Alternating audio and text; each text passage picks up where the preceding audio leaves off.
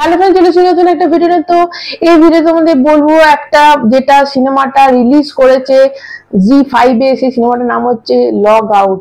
তো সেই সিনেমাটা বাবিল খানের মানে ইরফান খানের ছেলের সিনেমা, এবং এই সিনেমাটাতে মানে 1 ঘন্টা 46-47 মিনিটের একটা সিনেমা। তো পুরো সিনেমাটাতে শুধু বাবিল খান অভিনয় করে গেছে।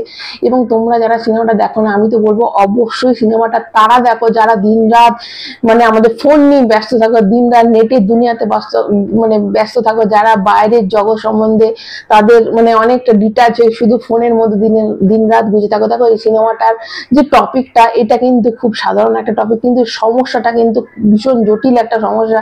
এবং এই সমস্যার মধ্যে দিয়ে কিভাবে বাবিল খান একজন যে শেষ অবধি একদিন মার্ডারও মার্ডার করছে, এবং শেষ অবধি সে ওই জাল থেকে বেরিয়ে আসতে পারলো না, সে জাল থেকে বেরিয়ে আসতে পারছে না। মানে একটা মানুষ যখন নেটের জগতে ঢুকে যায়, সে যখন একটু নাম করে, তার যখন ফলোয়ার্স বাড়তে থাকে, তখন সে মানে যা হোক করে তার ফলোয়ার্স বাড়ানোর কথা চিন্তা করে। সে বাই হুক বাই ক্রুক তার একজন প্রতিদ্বন্দ্বী আছে যে কিন্তু আস্তে আস্তে তার ফলোয়ার্স বাড়ছে, তাকে কি করে তার থেকে যদি নিজে কমে যায় তাহলে লোকের কাছে সেই মানে কতটা অপদস্থ হবে। তারপর অ্যাডভার্টাইজমেন্ট যে পাওয়া যায়, মানে যেটা হয় আর কি, যারা মানে ইউটিউব করো বা ইয়ে করো তারা জানো যে নেট মানে যত যার ফলোয়ার্স বেশি, যার সাবস্ক্রাইবার বেশি, সে তত বেশি অ্যাড পায়, তত বেশি মানে তার বেশি টাকা পায়। তো এই জিনিসটা থেকে অনেকেই আজকালকার জেনারেশন বেরিয়ে আসতে পারে না। তারা যখন ঢুকে যায় তার মধ্যে তারা যে কোনো কন্ট্রোভার্সি বলো, যা কিছু বলো, সব কিছুতে ঢুকে যায়। তো সেই সিনেমাটা কিন্তু এটা খুব সুন্দর, সেই টপিকটা একটা সুন্দর সিনেমার আকারে তুলে ধরেছে। এবং যে মেয়েটির অভিনয় রয়েছে, সেই মেয়েটির শুধু গলাটা আমাদের শুনিয়েছে, এবং বেশ ভয়ানক, মানে তোমাদের শুনে বেশ ভয় লাগবে, এবং পুরোটা সাসপেন্সে ভর্তি প্রথম থেকে শেষ অবধি। মানে তার বন্ধু সেই মেয়েটিকে খুঁজতে যাবে, এই বাবিল যার যে একটা খুব নাম করা ইউটিউবার, মানে যার খুব ফলোয়ার্স বেশি, ইনস্টাতে তার ভীষণ ফলোয়ার বেশি, থেকে 10 মিলিয়নের খুব কাছাকাছি, জাস্ট 10 মিলিয়ন হবে। এবং তার যে রাইভেল, তার সে এককালে তার গার্লফ্রেন্ড ছিল, তো সে তারও একদম মানে কাছাকাছি দুজনের, কিন্তু সে নিজেকে কি করে আরো ভালো করতে হবে সেই মুহূর্তে তার ফোনটা চুরি হয়ে যায়, এবং একটি মেয়ের কাছে ফোনটা চলে যায়।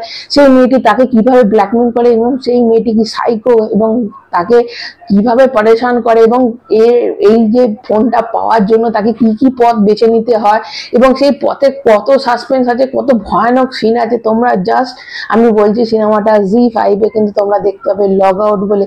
এবং বাবিল খান দেখো যতবারই যাই অভিনয় করেছে ভীষণ ভালো। একটা ট্রেনের সিনেমা করেছে, নামটা ঠিক আমার মনে পড়ছে না, সেই ভোপাল গ্যাসের যে সিনেমাটাতেও দুর্দান্ত অভিনয় করেছিল। তোমরা নিশ্চয়ই অনেকে দেখেছো, যারা দেখেছো তারা সিনেমার নামটা একটু আমাকে লিখে দিয়ে যাবে। ওই রেলওয়ে এরকম একটা কিছু বোধহয় নাম আছে।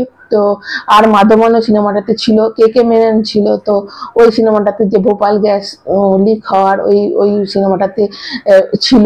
তো দারুণ অভিনয় করে, মানে যেমন বাবা তার যোগ্য সন্তান হয়েছে বাবিল খান। তো অবশ্যই কিন্তু তোমরা সিনেমাটা দেখে, আর যারা দেখেছো তারা কমেন্ট করবে তোমাদের কেমন লেগেছে। তারপর মানে আমার তো ব্যাপক লেগেছে, এবং যারা দেখোনি তারা অবশ্যই, এবং যারা এই মানে পুরো ফ্যামিলি ওরিয়েন্টেড, ফ্যামিলি নিয়ে তোমরা কোনো বাড়ির সিন নেই, বালগার নেই, বাড়ির মানে পেরেন্টসকে নিয়ে বসে দেখার মতো সিনেমা, তারাও বুঝবে যে কি মধ্যে দিয়ে ছেলেরা যায়, আজকালকার জেনারেশন কোনটার মধ্যে দিয়ে যাচ্ছে, তাদের কি মানে মনের মধ্যে তারা কি ট্রমা নিয়ে কাজ করে, তারা কত প্রেশারে কাজ করে, বা আমাদের এটা বোঝা দরকার। তো অবশ্যই সবাই মিলে সিনেমাটা দেখার মতো, অবশ্যই তোমরা কিন্তু দেখবে। যারা দেখেছো তারা তোমাদের কেমন লেগেছে অবশ্যই কমেন্ট করে জানাতে ভুলবে না। এবং আমাদের এইটুকুই, সবাই ভালো থাকবে, সুস্থ থাকবে, চ্যানেলটা সাবস্ক্রাইব করবে, লাইক কিন্তু অবশ্যই দেবে। এখন টাটা।